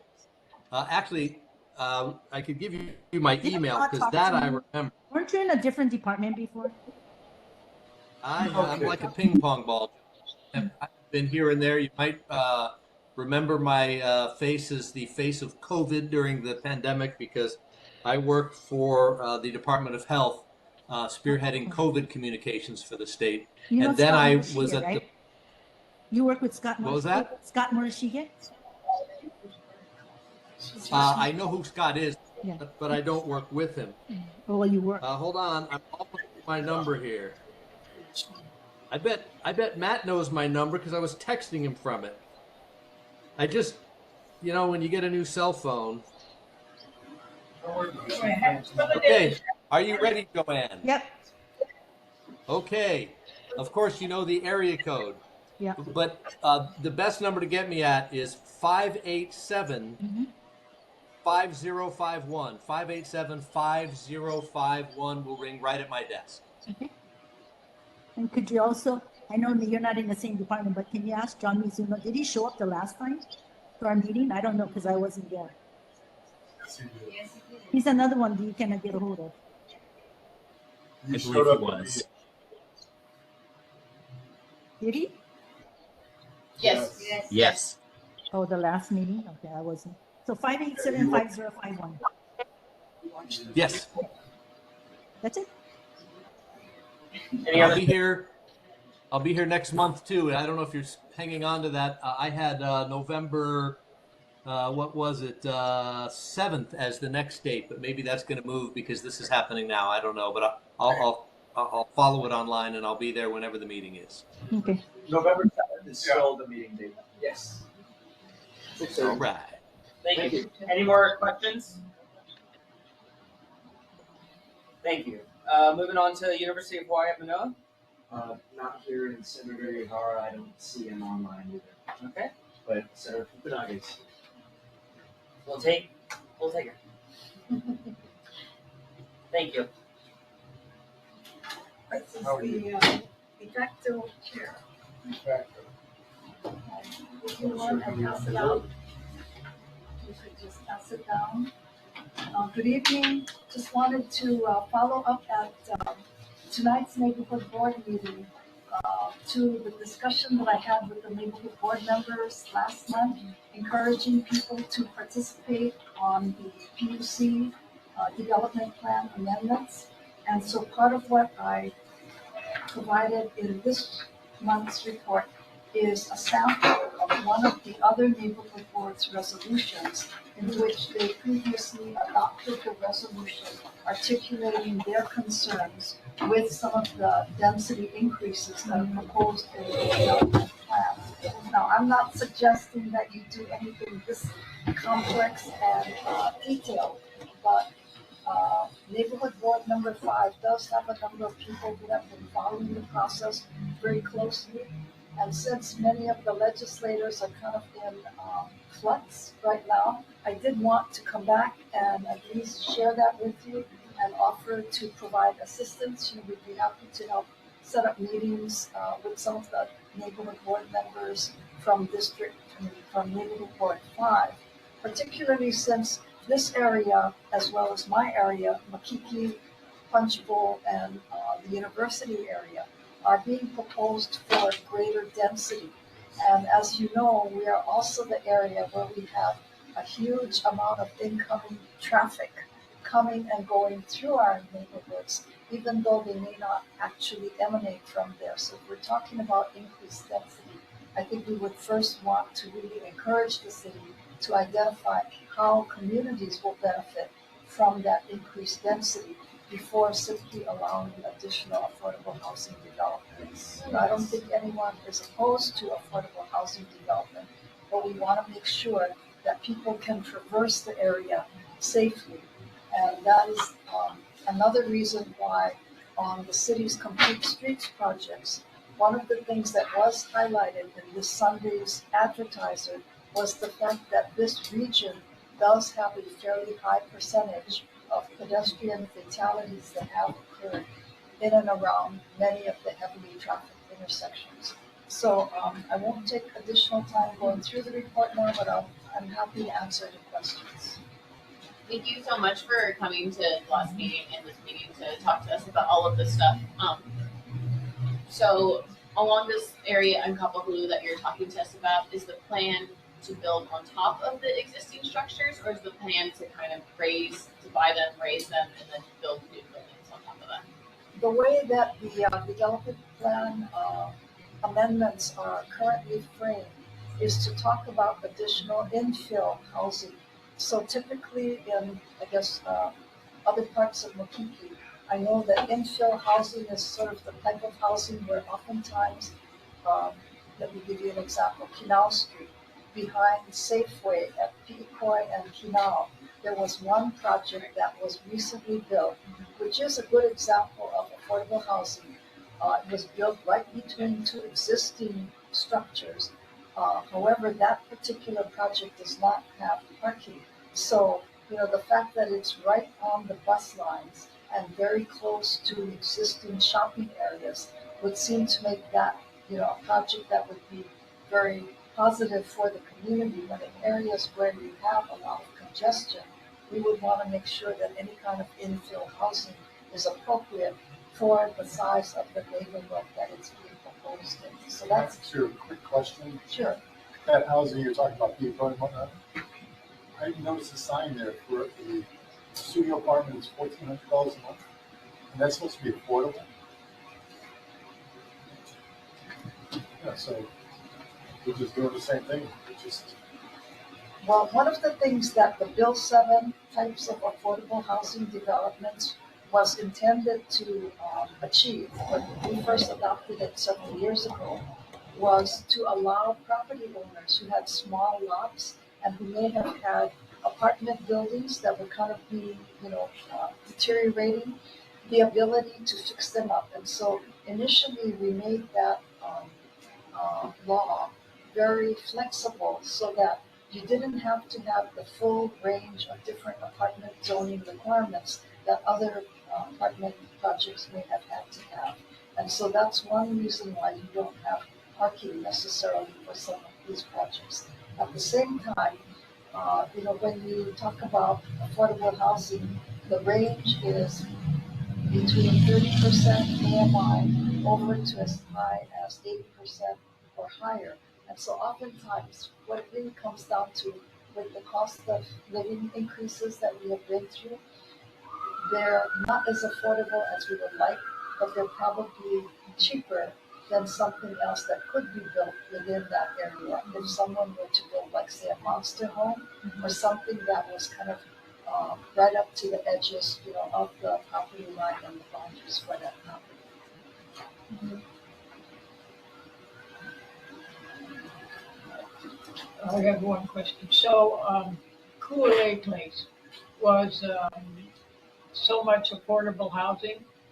One of the things we found out is that affordable housing doesn't get funding very easily. And so the market on that building, it's 1,000 units with parking. So coming out of that area along with the Ilani traffic, why it was allowed, I don't know. And the other thing is it's all investor pricing to go to there. Okay, Kool-Aid Place is a slightly different kind of project. It's a 201H project, which is kind of created under state law. And 201H projects are designed, for a particular income level and affordability. At the same time, part of what the state legislation previously provided was exemptions from certain kinds of city and state requirements. One thing that is a lot more difficult for communities these days is since 2018, a lot of the 201H projects have not had to undertake an environmental assessment, which is typically where parking, traffic, and other kinds of community impacts are identified. So without as clear-cut, an examination of some of the impacts on the surrounding neighborhood, it is very difficult to predict and to plan for, how all of those should be mitigated. So we should make a resolution. Do a resolution. Somebody needs to write the draft. I know Kool-Aid Place is one type of project. What about the one that's on Kapiolani where they are now asking the state or the city to subsidize? The one across from Ala Moana Shopping Center? Okay, I'm not familiar with one that is across from Ala Moana Shopping Center. Yeah. I know there is a project. Hotel. It's part hotel. The Sky. It's the Sky. Yes. Yeah.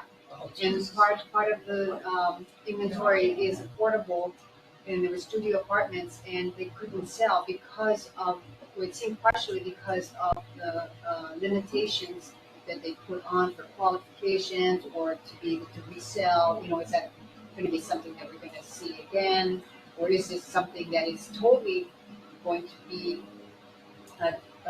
state subsidized? Okay, that particular project is another different category where you had the city council approved that project, and the city council and the city administration imposed a 30-year restriction on sale of any of those units. So that was not necessarily something that was part of the state requirements. It was, a city-imposed requirement, and I think it was intended to keep it affordable for as long as possible, but they're finding that they're having a very hard time marketing and selling those units. So, a lot of times it's confusing, and so I think the more that we have city and state agencies, legislators, and the communities in each region work together beforehand, the better off we will be in trying to make sure that we address, some of the potential problem areas that could arise whenever we build, large developments. May I ask you another question? Okay. Everyone's benefit. I haven't had a chance to take a deeper dive into the information that was out because I've gone for a while, but has there been studies done infrastructurally, like sewage and water and all of that kind of stuff for the proposed density? Generally, whenever a development submits an application, for a particular project, they do have to undergo a series of reviews by the appropriate agencies, both the city and state. I think the thing that we know is a concern in many communities, especially in crowded, urban communities, is if you had an environmental assessment, you might have a higher level of analysis of impacts, like say traffic impacts or I guess height and density, than you would otherwise have if individual agencies do their review. Because typically each agency just looks for, whatever elements are under their jurisdiction, and you may not have as broad, a review of the kinds of impacts that can occur when you have, new projects coming into an area and the infrastructure is old, or you may not have adequate, roadways, etc. EIS, it's not just DDA, it's a short version. Well, the environmental assessment was typically what was required in the past. They were all 201H projects, and that has been changed. The new rules that went into effect for all EISs eliminated that requirement as a mandate, but the city and state can still require that a developer undergo that process. Is there any advantage to the community to have these special 208H projects? Well, I think in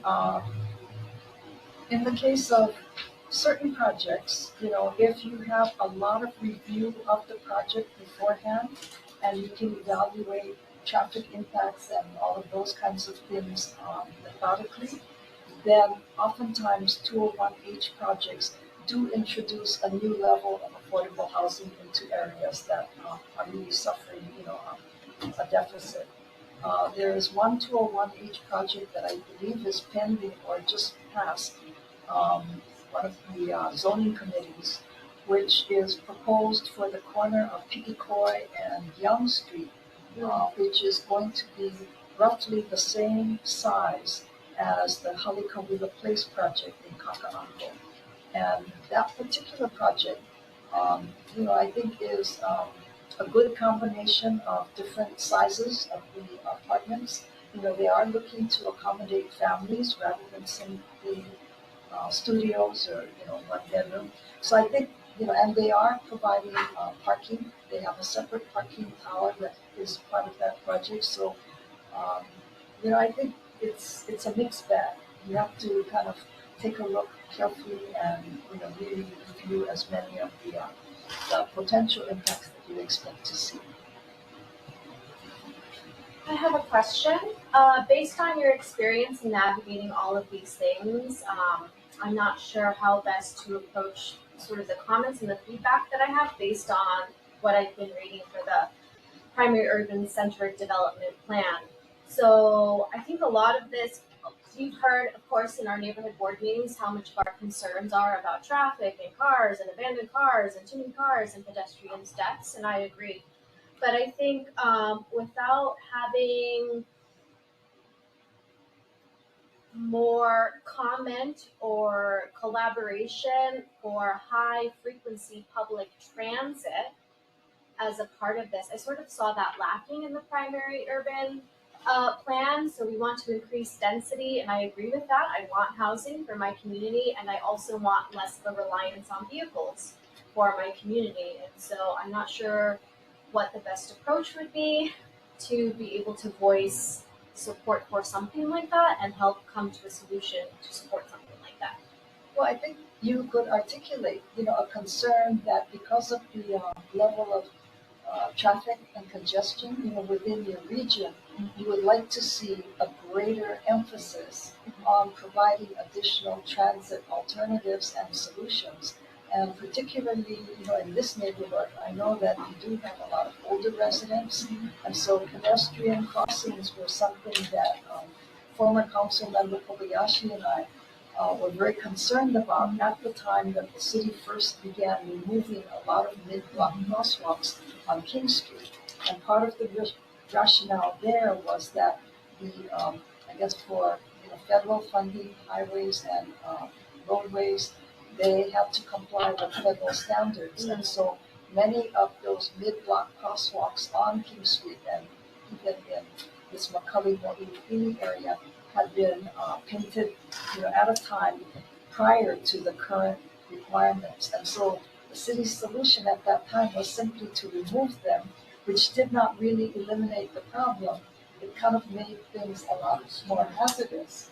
But I think the emphasis, could be to say that you really want to see a lot more pedestrian-friendly solutions, and you want to see safe solutions.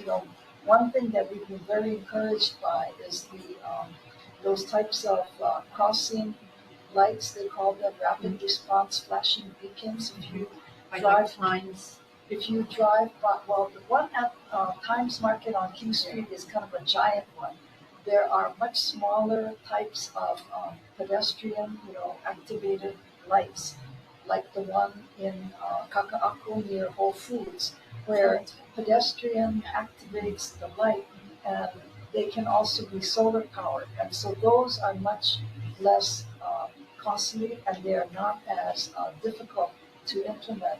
And a lot of these kinds of solutions would make sense in areas where the roads are relatively flat. On a hill or in a steeper incline, those would probably not be a good idea. What about the raised crosswalks that we see in YNI, or I think Kailua has them too?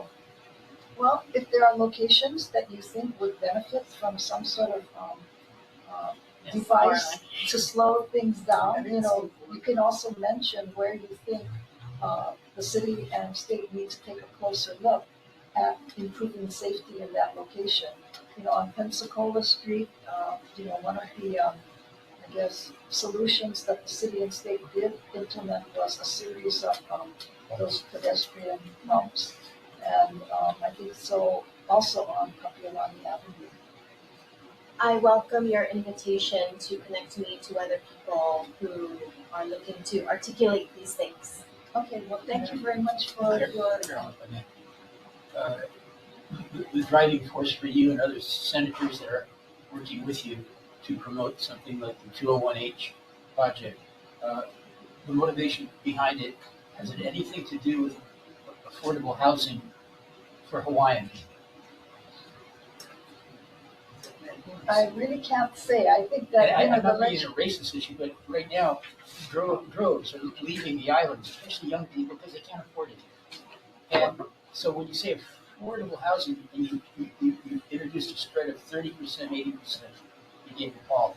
And I've always been about following the money. And so I think it's important that if you're going to promote affordable housing, move away from, and because I'm a dedicated bicyclist, and for me it's like one less car. I'm all about that. And so I'm saying communities like Ward Village, it's an upscale place. Hawaiians can't afford to live there. Local people live there. Mostly foreign investors live in those Trump and Hughes towers. And it's a walkable community. And it's nice to go down there. I hang out a lot at that sports bar in Whole Foods, Two Tides. And I'm saying that to make a walkable community in a not upscale neighborhood, such as the Canal Street, you're looking at putting in a. Oh, Canal Street is kind of a very congested thoroughfare in Makiki. Which is being proposed for greater density, and I think for a lot of the people who live in that area, they're concerned because they have a hard time getting in and out of their properties as it is. With cars. With cars. So a lot of people that can't afford apartments or whatever houses, they usually take alternative transportation, like a bus or whatever. They don't have a car, so that's not an issue for them. What is an issue is to get into some really righteous living space for less money, so they can remain in Hawaii, because the cost of living here is outrageous. Well, I couldn't agree with you more, and I would refer you to one of the Department of Hawaiian Homeland's current projects, which is being proposed for the old Bolodrome site, where it is going to be something that is different, for the department. They're providing rental housing, and it's intended as sort of a starter point for people to be able to build up, and save towards something larger and, Because that site has sat dormant now for like 100 years. Well, not quite 100 years. And so there are other projects that other groups are also working on that I think make sense, within their region. So wherever, people are looking at creative solutions, I think the key thing is working with the neighbors and their communities, because the people in that area know best what the traffic and other patterns are like. And so, I think the more that we utilize the community's collective wisdom, then we can come up with good projects. I know what you're saying, but they're not conferring with us until it's too late. Well, that's why we're encouraging communities to participate and, really speak with their legislators as well as their city and state agencies. Thank you. Thank you very much. Thank you very much. What's our time limit here? How long is the meeting going to go? Because we still have important things to cover. I understand. You guys Thank you. having a little chit chat. Thank you so much. Thank you. Senator. Senator, we have a question online. Very good. I already read it. You have a question? There was that Carol Fukunaga? Yes. The senator. Huh? Yes. Okay, anyway, I was just gonna let her know that a lot of our areas, we don't have sidewalks. So in Mōʻiliʻili, we don't have sidewalks down certain streets. The cars are parked there instead. So if she's talking about safety and sidewalks, we have to enforce that law, having sidewalks on every street. Because people, the elderly in this area are walking on the road. So we talk about danger. You're talking about heavy traffic and everything. You don't have sidewalks. People are walking on the road. That's more dangerous to me. Elderly people are walking on the road. Thank you, Joanne. Moving on to Senator Sharon Moriwaki.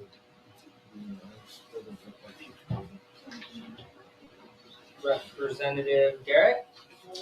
Not online, unless it's representative. I do have Taylor Date from Rapid Motor. You're up.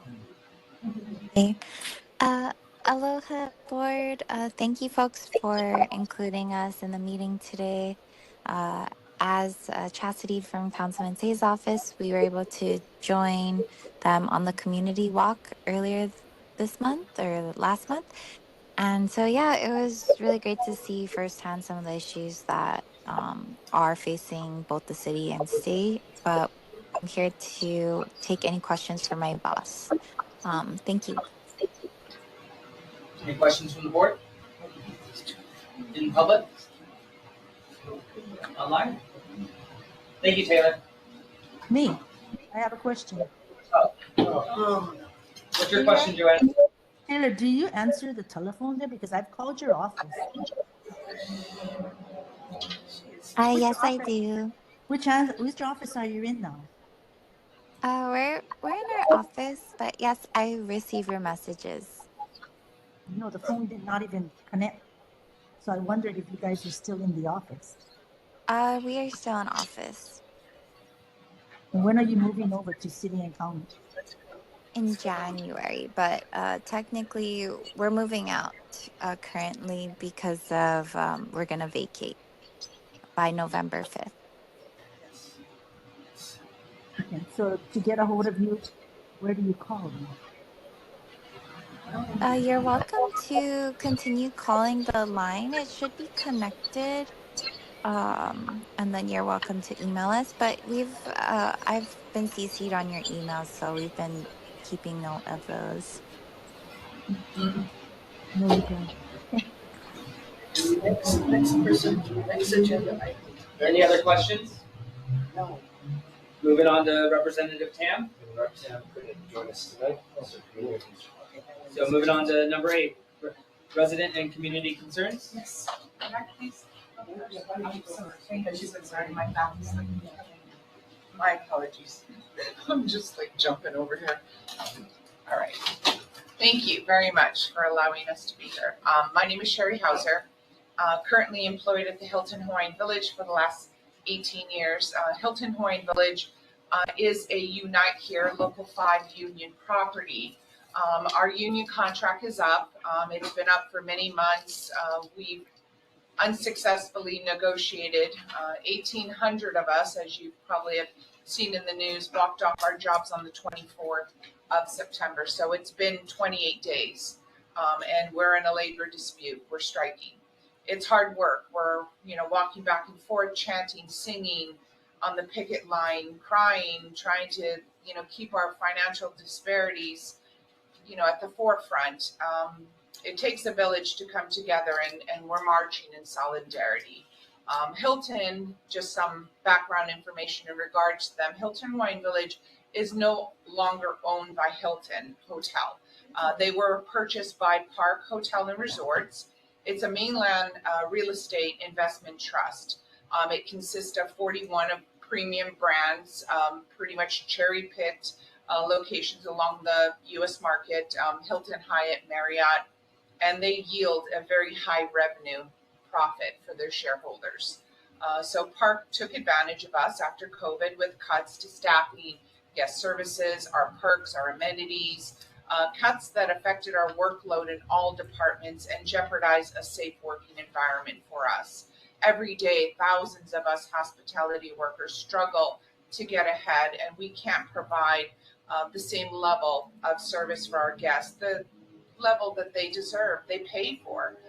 We're fighting for a livable wage, permanent layoffs to be restored. We're overworked, understaffed, and we're undervalued. We're asking our community, our friends, our relatives not to cross our picket lines. No staycations, parties, events. Please support local class working families on this island by supporting and crossing our picket lines. It's corporate mainland greed you are allowing to come into our community. This is our hardship fund email address. These are real struggles. 28 days, you can't blow that under the rug.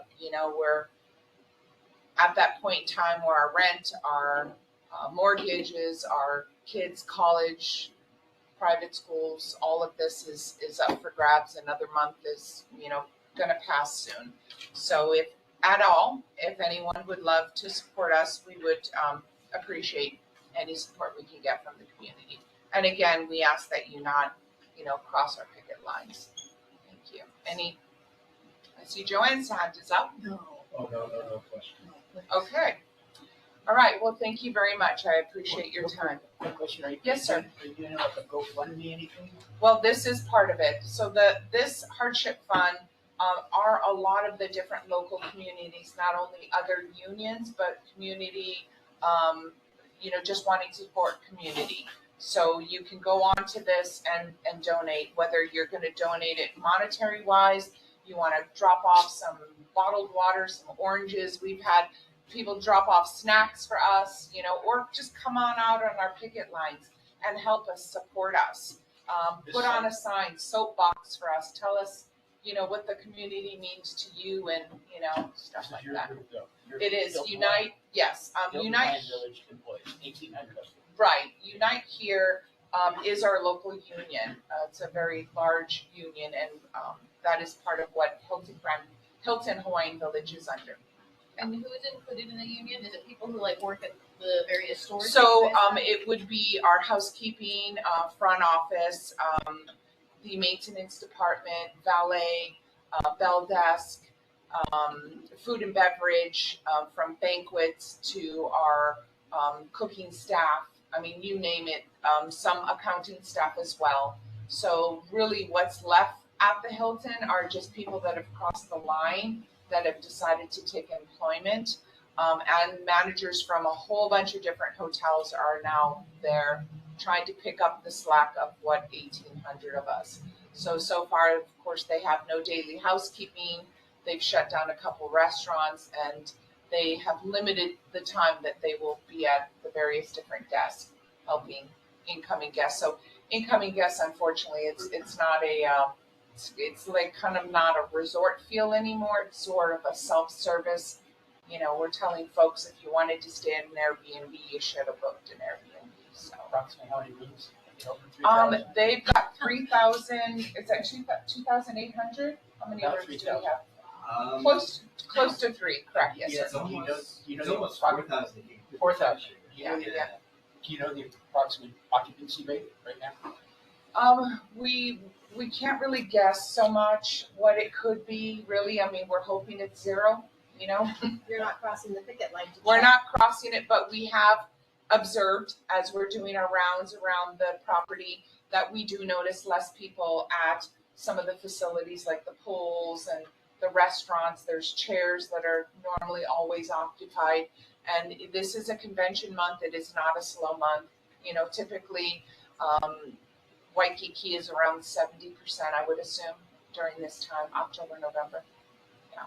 But it is also a big convention time period too. October, November, yeah. Have you guys done any, I'm interested to know, you know, I'm assuming that you were asking for higher wages, and I'm a little bit familiar with. Well, the wages that we do are kind of like across the board with a lot of the different. As compared to non-union workers. It's like a lot of times when you think of the union property, so we're talking Hilton, Hyatt, Marriott, the Sheratons, there's quite a few, and of course we've got the outer islands too. When you have local unions, it will set the standard for non-union hotels to also have that increase as well. So we benefit the community in both aspects. For us as the union, like in the kitchens compared to private restaurants, not on property. Correct, exactly. That would be different. Well, it's different because you're talking about restaurants that are off property, right? No, like just within the. I just want to see when you're talking about a living wage. I think a lot of it is when you think about a living wage. Sorry. Yes, okay. And then, but you can feel free to take this on. Yeah, absolutely. Thank you so much for your time. I appreciate that. Yes. Okay, next. Okay. Sorry, we don't have much time. Okay, this is something that I have already sent to Chris to put on the agenda for next time. And this is something that is already done on Neighborhood Board number 8, and that is for Roger Morton from the DTS, Department of Transportation Services, to come in and speak to us about the current state of the proposed bridge over the canal. And he previously spoke, and he went way too long in giving all this biographical data. So I would suggest that you go to the Neighborhood Board video of number 5 and go halfway into it, and you can hear all of his biographical data. He doesn't need to give us biographical data for something that's in our neighborhood. And it would be very important that he would give us the specifics. Just a few things. $1 million was appropriated for the new halau in our Alawai Park. And the property area needs to be designated. Where are the perimeters of it? What is various impacts that are going on, and not to use the same language over and over again. So I would, I've already asked Chris to put it on. I'm sure that you will be inviting Roger Morton then, because I've sent you the information. Thank you. Any quick questions? No questions. No questions. Okay. Yeah. Okay. Thank you. Any other announcements? Or community concerns. Does it look like we have anyone online? Okay. The next McCully Neighborhood Board number 8 is scheduled to meet on Thursday, November 7th at 6:30 p.m. here at the McCully District Park, classroom number 1. And it's 8:43 and we're adjourned. We did it.